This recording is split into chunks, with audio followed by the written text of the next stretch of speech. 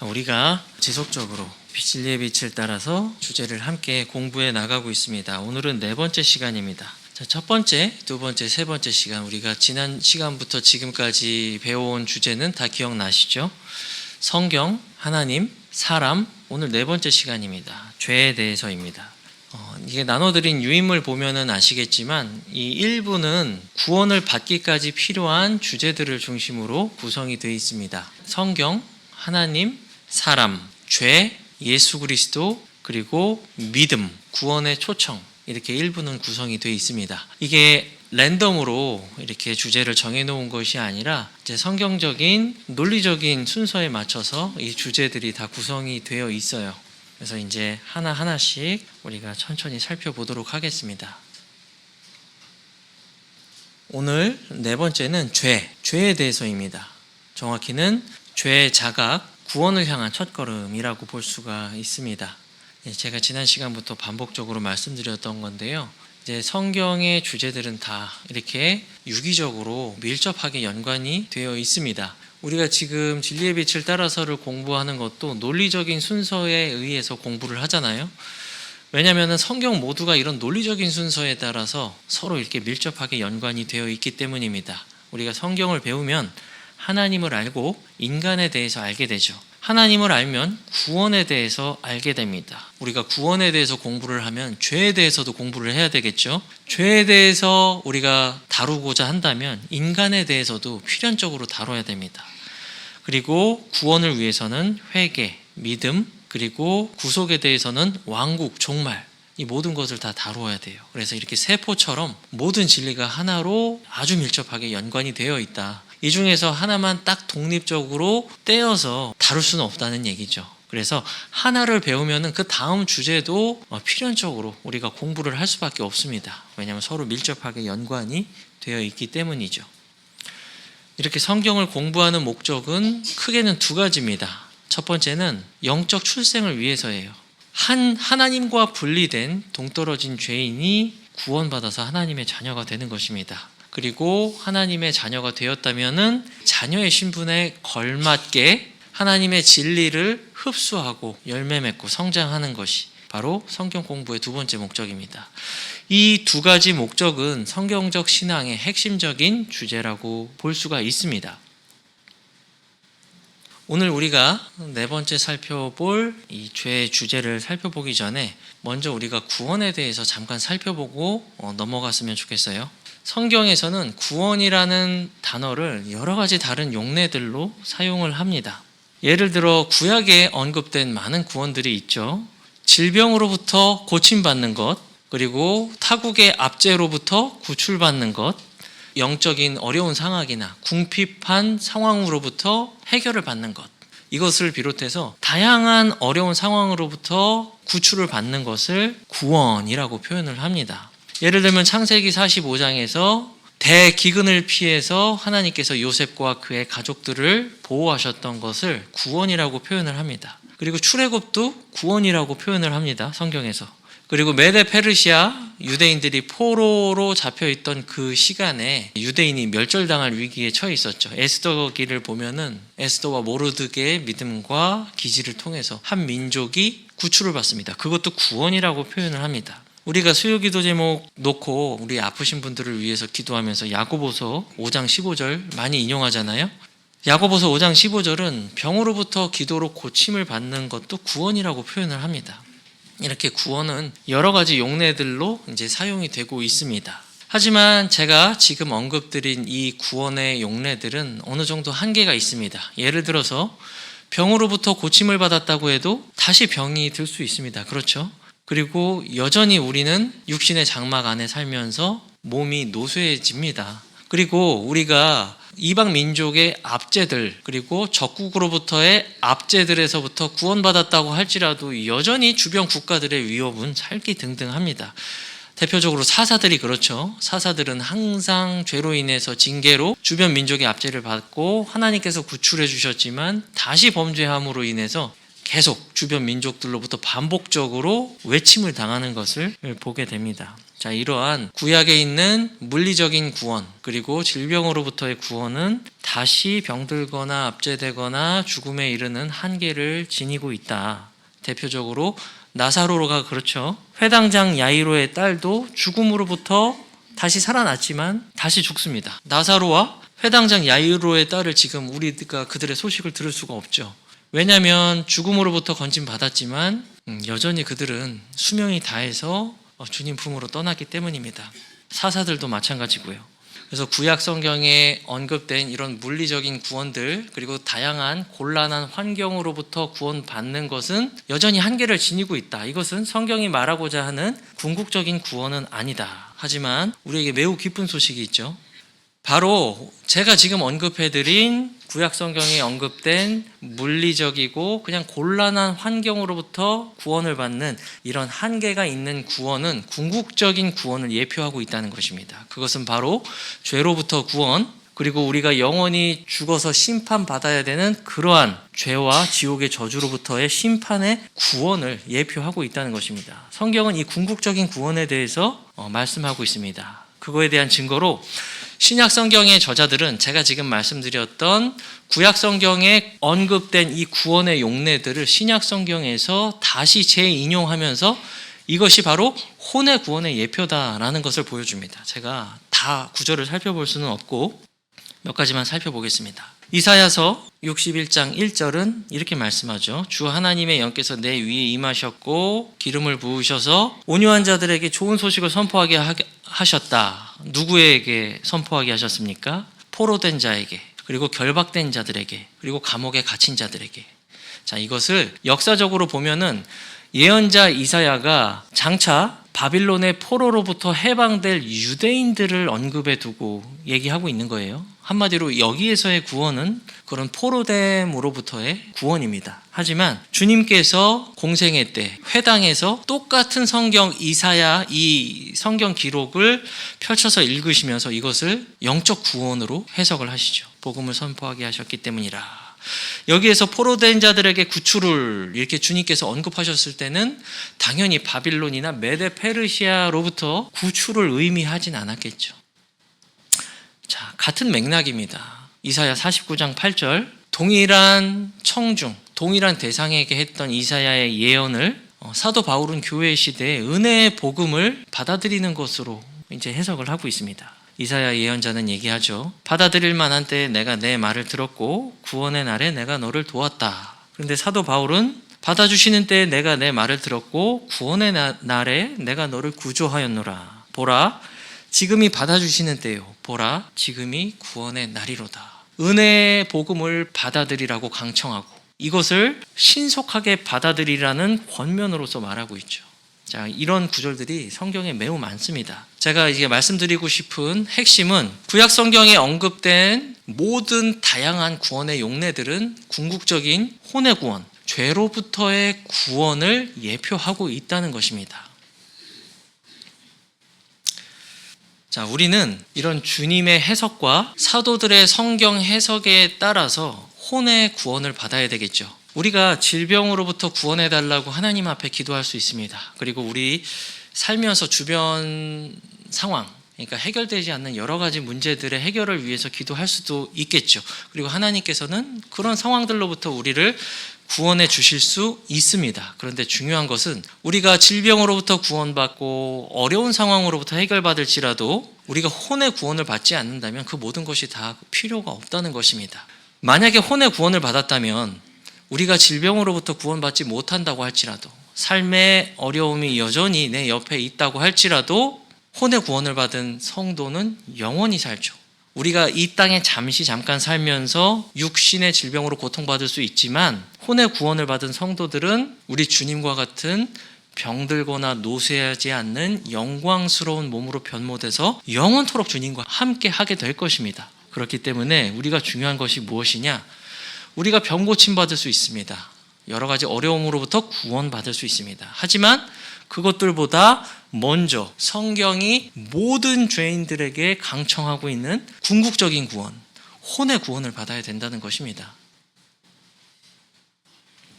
자, 오늘은 죄에 대한 주제를 가지고 공부하게 될 것인데요. 제가 방금 구원에 대해서 말씀드렸잖아요. 우리가 이 성경이 말씀하고자 하는 궁극적인 구원을 받기 위해서 가장 먼저 해결을 해야 될 것이 바로 죄에 대한 문제입니다. 우리가 죄에 대한 문제를 해결하지 못하면은 영적 출생을 할 수가 없습니다. 그리고 당연히 영적으로 성장할 수도 없겠죠. 성경적 신앙의 가장 첫 번째 선결 조건, 그것은 바로 우리가 잠깐 동안 이 세상을 살아가는 바로 이때에 죄의 문제를 먼저 해결을 봐야 된다는 것이죠. 우리가 올바른 구원을 받기 위해서는 성경이 죄에 대해서 무엇이라고 말씀하고 있는지에 대해서 잘 이해해야 됩니다. 자, 여러분 한번 생각해 보세요. 어떤 사람이 구원받았다고 스스로 주장하지만 자기가 죄인임을 인정하지 않고 성경이 말씀하고 있는 죄가 무엇인지에 대해서도 전혀 모른다고 한번 가정해 볼게요. 과연 그 사람이 성경적인 구원을 받았다고 말할 수 있을까요? 나는 구원받았습니다. 하지만 나는 죄인이 아닙니다. 자, 그렇다면 그 사람은 무엇으로부터 구원을 받았습니까? 그 사람은 무엇으로부터 용서를 받았습니까? 전혀 성립이 되지 않겠죠.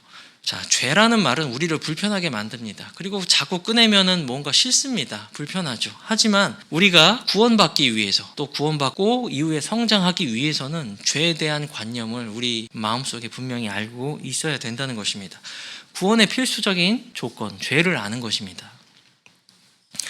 죄에 대한 정의를 살펴보고자 합니다. 근데 제가 미리 말씀드리자면은 이 죄는 사전적인 의미로 충분히 설명이 불가능합니다. 제가 아무리 좋은 신학 사전을 가지고 펼쳐서 여러분에게 읽어드린다고 해도 여러분이 충분히 느끼고 납득할 만큼 설명이 불가능합니다. 제가 여기 배경화면에 레몬 그림을 넣어놨잖아요. 레몬이 되게 시지 않습니까? 근데 제가 시다라는 것을 제가 그 네이버 사전에서 찾아봤어요. 뜻은 이렇습니다. 근데 여러분이 이렇게 느끼거나 납득하기는 좀 불충분할 거예요. 맛이 식초나 설익은 살구와 같다. 그리고 포도가 시다. 이게 전부예요. 만약에 포도나 식초를 못 먹어본 사람이 이 사전의 뜻을 읽어보고 입에 침이 고이거나 할까요? 그러진 않을 것 같아요. 그렇죠? 죄도 마찬가지입니다. 죄도 이렇게 시다라는 표현과 마찬가지로 이제 사전적인 의미로 우리가 다 알 수 없습니다. 제가 이따가 뒤에서 말씀드리긴 할 거지만 우리가 죄에 대해서 알기 위해서는 두 가지가 필요합니다. 첫 번째는 특별 계시, 하나님의 말씀이 필요하고요. 그리고 조명이 필요합니다. 이 두 가지가 없이 사전적인 의미를 그냥 읽기만 한다고 해서 우리가 죄를 아는 것은 아닙니다. 자, 여러분이 지금까지 살아오면서 경험했던 삶의 모든 비극을 한번 떠올려 보세요. 고통, 낙심, 생로병사들. 이것은 정말 뭐 굴러가는 수레바퀴처럼 끊이지 않고 우리 삶에 계속 반복되는 것들이잖아요. 그런데 이러한 것들조차 죄의 그냥 표면적인 현상일 뿐입니다. 죄가 가장 두려운 이유는 이 죄로 인해서 우리가 하나님과 영원히 분리되었고 단절되었고 끝내는 궁극적인 사망에 이르게 되었다는 것입니다. 단순한 육체적인 죽음이 아닙니다. 저 둘째 사망, 불호수에 하나님의 공의와 거룩함을 만족시키기 위해서 우리는 반드시 그 심판에 들어가야 된다는 것입니다. 무엇 때문에요? 죄 때문에요. 자, 이러한 공감대를 가지고 죄의 정의에 대해서 살펴보고자 합니다. 자, 성경에서 죄와 연루되어서 사용된 많은 단어들이 있습니다. 불법, 불의, 범죄, 허물, 빚, 폐역, 불순종, 거역, 반역. 자, 이런 많은 단어들이 있습니다. 이 단어들의 종류는 다르지만 죄와 연루되어 있다는 것은 분명하죠. 요한일서 5장 17절은 말씀합니다. 모든 불의가 죄다. 모든 불의가 죄다라고 말씀을 하고 있습니다. 로마서 3장 23절은 또 말씀합니다. 모든 사람이 죄를 지어 하나님의 영광에 이르지 못하였다. 그분의 기준에 다다르지 못하였다라고 말씀하고 있습니다. 어원적으로도 마찬가지예요. 죄라는 단어를 설명하는 일반적인 히브리어 그리스어 단어 자체가 정해진 관역을 정확히 맞추지 못하고 빗나간다라는 뜻을 가지고 있습니다. 한마디로 기준에 이르지 못한다는 것이죠. 모든 불의가 죄고, 그래서 우리가 하나님의 도덕적 기준이나 그분의 법의 수준에 이르지 못했다는 것, 그것이 바로 성경이 말씀하고 있는 죄의 정의입니다. 자, 이러한 하나님의 죄의 기준은 세상적인 죄의 기준과는 완전히 다르다는 것을 보고 있습니다. 우리는 지금 민주주의 국가에서 살고 있습니다. 그렇죠? 어떤 법의 기능이 제대로 그나마 이렇게 작동하는 좋은 나라에서 살고 있습니다. 그럼에도 불구하고 이 법이라는 것은 정치적인 목적에 따라서 아니면 국민적인 필요나 합의에 따라서 언제든지 수정되거나 변경될 수 있습니다. 없던 법이 생기기도 하죠. 자, 이렇게 세상이나 국가가 세우는 법은 시대와 장소나 목적에 따라서 항상 변합니다. 그리고 우리가 이 사회에서 죄라고 부르는 모든 죄는 이렇게 국가나 세상이 세워놓은 기준에 따라서 죄라고 부르기도 하죠. 그리고 실제로 우리가 이제 교도소도 있고 하잖아요. 죄를 지으면 거기에 상응하는 대가를 치르고 감옥에 가기도 합니다. 자, 그런데 하나님의 법은 전혀 다릅니다. 이 세상의 법과는 달라요. 우리가 하나님에 대해서 배웠잖아요. 하나님은 불변하시죠. 하나님은 결코 변하지 않는 신실하신 분이십니다. 그분의 법은 그분의 속성이 다 반영이 되어서 세워진 법입니다. 그렇기 때문에 시대가 지나도 변하지 않습니다. 내가 살인을 저질러서 감옥에 있지 않다고 해서 내가 하나님의 법의 기준에서 볼 때 나는 죄인이 아니야 이렇게 말을 할 수가 없다는 것이죠.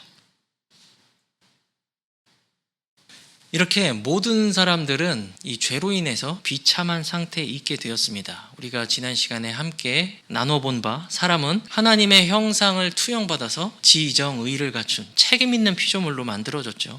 스스로 사고하고 마음먹고 의지로 그것을 실행할 수 있습니다. 사람은 죄를 지을 수도 있고 판단에 따라서 죄를 짓지 않을 수도 있습니다. 하지만 어떤 선택에 대해서는 분명한 책임을 져야 되죠. 왜냐하면 하나님께서 그런 책임 있는 존재로 만들어준 유일무이한 존재이기 때문입니다. 하지만 우리 조상이 이제 자신의 선택에 따라서 죄를 택했죠. 하나님께 불순종하는 것을 택했습니다. 이런 사람은 죄를 지을 수 있는 존재입니다. 하지만 동물은 죄를 지을 수 없어요. 왜냐하면 동물에게 하나님께서 이 죄인아 라고 말씀하시지 않죠. 죄를 지을 수도 없고 따라서 동물이나 가축들에게 죄에 대해서 그 책임을 물을 수도 없습니다. 동물은 그저 하나님의 목적에 만들어졌지만 하나님의 형상이 없습니다. 그냥 본능에 따라서 프로그램 된 대로 그냥 본능에 따라서 살아갈 뿐입니다. 하지만 죄가 사람을 비참하게 만드는 요소가 있습니다. 타락한 사람은 이런 동물만도 못한 존재가 되기 때문이죠. 대표적인 성경이 이사야 1장입니다. 거기에서 하나님께서는 소도 나귀도 자기 주인을 알건만은 내 백성 이스라엘은 그것을 알지 못한다라고 말씀하고 계시죠. 그리고 민수기 기록을 보면은 하나님께서 나귀의 입을 열어서 그 모압의 예언자 발락의 그 나쁜 행동을 저지하시죠. 그럼에도 불구하고 예언자 발람은 나귀의 말을 듣지 않습니다. 한마디로 짐승보다 못한 거죠. 시편 49편 20절은 이렇게 말씀하죠. 사람이 존귀하나 깨닫지 못하면 멸망하는 짐승과 같도다. 이것이 죄의 무서움입니다. 죄를 사전적인 의미로 다 표현할 수 없을 만큼 이 죄라는 것은 하나님의 영광스러운 피조물인 사람을 이런 비참한 상태까지 떨어지게 만들 수 있다는 것이죠.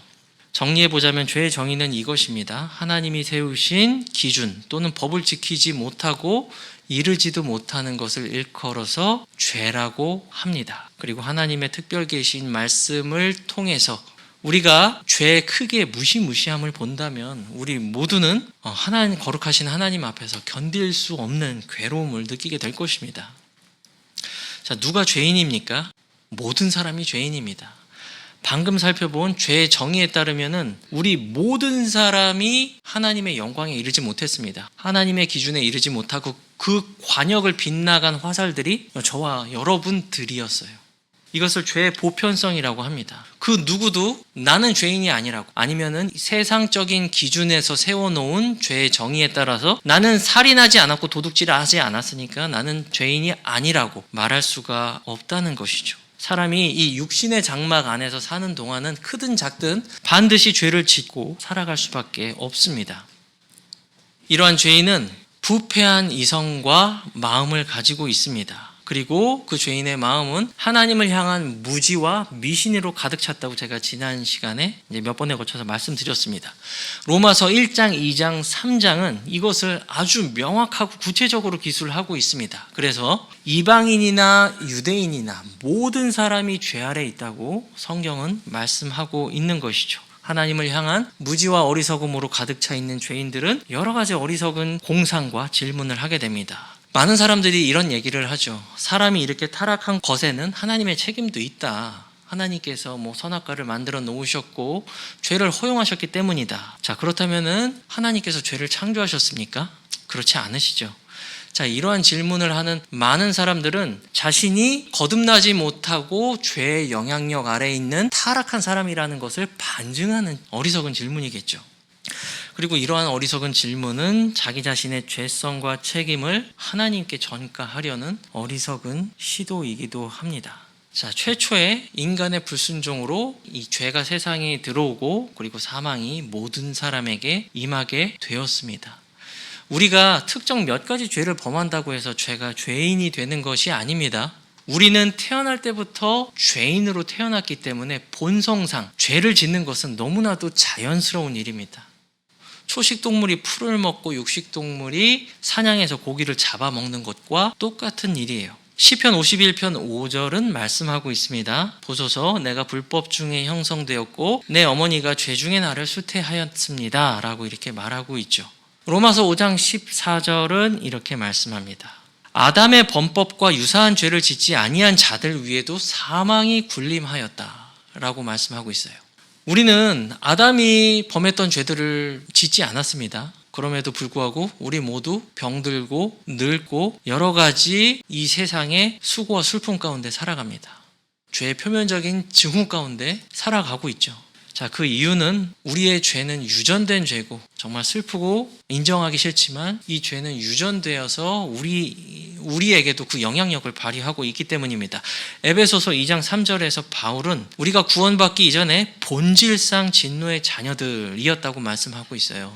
본질상, by nature는 본질상이라고 번역할 수도 있고 본성상이라고 번역할 수도 있습니다. 우리는 본성과 본질상 죄인들이었다는 거예요. 진노의 자녀들. 자연스럽게 죄를 행할 수밖에 없는 그런 존재들이 되었다는 것입니다. 이 죄를 짓는 죄인의 마지막 결과는 너무나도 분명하죠. 로마서 6장 23절은 죄의 삭은 사망이다 라고 말씀하고 있습니다. 우리가 이 육신의 장막을 입고 수증기같이 허무하고 짧은 인생을 살아가는 동안 만약에 죄의 문제를 해결하지 못하게 된다면 우리는 하나님을 진노의 심판주로 마주하게 될 것입니다. 누구나 마찬가지예요. 이것은 내가 그렇게 됐으면 좋겠다, 그렇게 되지 않았으면 좋겠다, 기호와는 전혀 상관이 없습니다. 이것은 하나님께서 세우신 우주적인 법칙에 의해서 그렇게 정해져 있는 것입니다.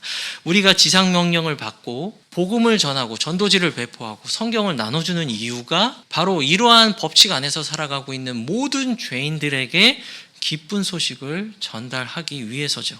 자, 우리는 반드시 이 죄의 문제를 해결해야 됩니다. 믿지 않는 모든 불신 영혼들은 복음을 받아들이고 순종해서 하나님의 자녀가 되어야 되겠죠. 그리고 구원받은 사람들도 여전히 죄에 대해서 민감해야 되는 것은 마찬가지입니다. 자, 이러한 죄에 대해서 특별 계시인 성경을 통해서 성령님의 조명 가운데 한 죄인이 자신의 죄를 발견하게 되었다면은 그 사람은 그때 이제 구원의 필요성에 대해서 절감하게 될 것입니다. 사도행전 16장의 빌립보 간수를 보세요. 그는 칼을 빼어들고 자결하기 직전이었습니다. 분명히 죄에 대한 어떤 각성이 있었을 것으로 보입니다. 그렇게 한 죄인이 자신이 죄인임을 깨닫기 위해서는 특별 계시와 조명이 필요하다는 것이죠. 그리고 만약에 이 말씀을 통해서 하나님에 대해서 깨닫게 되었다면 그 사람은 반드시 자신의 죄에 대해서도 깨닫게 될 것입니다. 성경의 모든 진리는 밀접하게 연관이 되어 있습니다. 대표적으로 이사야가 그렇습니다. 이사야는 영광 중에 계신 하나님을 주를 배웠습니다. 그리고 이사야는 이렇게 말하죠. 내게 화가 있도다. 이는 내 입술이 부정한 사람이며 부정한 입술을 가진 백성 한가운데 거함으로 내가 망하게 되었기 때문이라. 이는 내 눈이 왕 곧 만군의 주를 배웠기 때문이라고 이렇게 말씀을 하고 있어요. 이사야뿐만이 아닙니다. 자, 베드로를 볼까요? 누가복음 5장에서 베드로는 주님께서 기적 행하시는 것을 보고 이렇게 말하죠. 주여, 저를 떠나십시오. 저는 죄인입니다. 이렇게 말합니다. 자, 이렇게 이 성경 말씀을 통해서 그리고 이 조명이라는 것을 통해서 사람들은 자기가 부패한 죄인이라는 것을 보게 됩니다. 제가 아까 말씀드렸잖아요. 사전적 정의만으로는 우리가 죄를 이해하고 깨달을 수가 없습니다. 그것이 성경의 가르침입니다. 성경 한 곳만 더 찾아서 읽어드리면, 오순절날 베드로가 믿지 않는 유대인 회중에게 이렇게 선포합니다.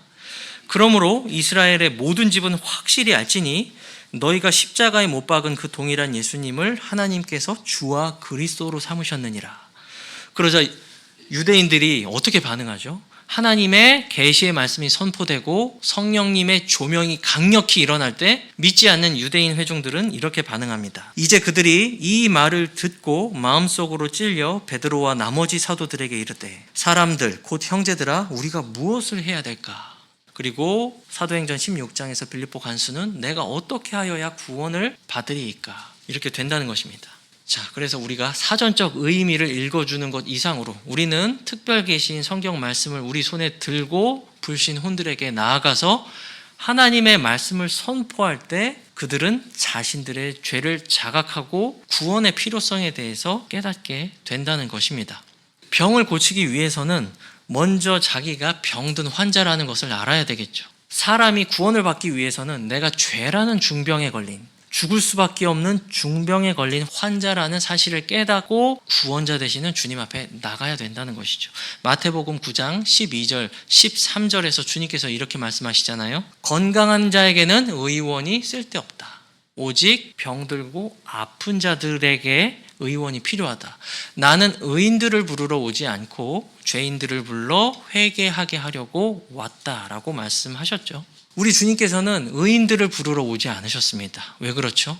성경 말씀에 따르면 의인은 없나니 단 한 사람도 없다고 말씀하고 있기 때문이죠. 모든 사람이 죄를 범하여서 하나님의 영광에 이르지 못하였기 때문입니다. 주님께서 말씀하신 것은 자칭 건강한 자라고 말하던 그런 위선적인 종교인들을 향해서 한 말일 뿐이죠. 우리는 첫째 시간에 성경, 그 다음 시간에 하나님, 사람에 대해서 배웠잖아요. 이 모든 것은 일부 파트, 구원을 받기 위해서 반드시 알아야 되는 주제입니다. 저는 구원 받았는데요. 우리 듣고 계신 분들은 다 구원을 받으셨죠. 하지만 우리가 불신 영혼들에게 정확히 복음을 전달하기 위해서는 이런 개념들에 대해서 우리가 마음속으로 정확히 이해하고 알고 있어야지 우리가 복음을 전할 때도 정확하게 전달할 수 있겠죠. 죄에 대해서 정확히 전달하지 않으면은 구원받지 않은 사람들은 구원의 필요성에 대해서 절감하지 못하게 될 것입니다. 그렇죠? 자, 오늘 우리가 함께 공부했던 내용을 정리해보자면 이렇습니다. 죄는 하나님께서 세우신 기준이나 법을 지키지 못하고 이르지도 못하는 모든 것을 의미합니다. 그런데 이것은 어떻게 보면 그냥 사전적인 정의에 불과하죠. 우리가 상대방으로 하여금 죄에 대해서 분명히 이해시키기 위해서 필요한 것은 하나님의 계시의 말씀이죠. 그리고 성령님의 조명이 필요합니다. 요한복음 16장 8절에서 9절은 성령님께서 오시면은 죄에 대해서, 의에 대해서, 심판에 대해서 세상을 꾸짖고 책망하실 것이라고 말씀하고 있습니다. 그리고 죄에 대하여서라 함은 그들이 나를 믿지 아니하기 때문이요 라고 말을 하고 있죠. 누가 죄인인가? 모든 사람이 죄인입니다. 죄의 보편성이라고 말을 하죠. 그리고 죄인인 모든 사람들은 필연적으로 도덕적인 무능력을 가지고 있습니다. 스스로의 힘으로는 이러한 죄들을 극복할 수가 없습니다. 이 죄의 대가는 사망입니다. 우리가 육체를 입고 살아가는 이 짧은 시간 동안에 경험하는 것은 육체적 죽음입니다. 하지만 성경이 말하는 죽음은 궁극적인 죽음이죠. 그것은 둘째 사망, 불호수에 던져져서 영원한 심판에 처해지는 것입니다. 진노의 심판주께서 이제 최종 선고를 하시고 영원한 정죄와 심판 가운데 던져 넣으시는 것을 말씀하고 있습니다. 이러한 모든 죄의 본질과 속성을 정확히 이해하는 사람만이 자기가 구원이 필요한 사람이라는 것을 깨닫고 절감하게 될 것이죠. 그리고 복음도 정확하게 이해할 수가 있습니다. 자, 오늘 네 번째 시간 죄에 대해서 살펴봤는데요. 다음에는 구원자 주 예수님에 대해서, 그리고 믿음에 대해서, 구원의 초청에 대해서 지속적으로 이렇게 계속 주제를 공부하게 될 겁니다. 첫 번째 파트는 구원에 이르게 되는데 필요한 반드시 알아야 될 성경 진리들입니다. 그리고 그 이후에는 구원받은 이후 성장에 관한 주제로 이제 계속 공부를 하게 될 거예요. 자, 오늘 기도하고 마치도록 하겠습니다.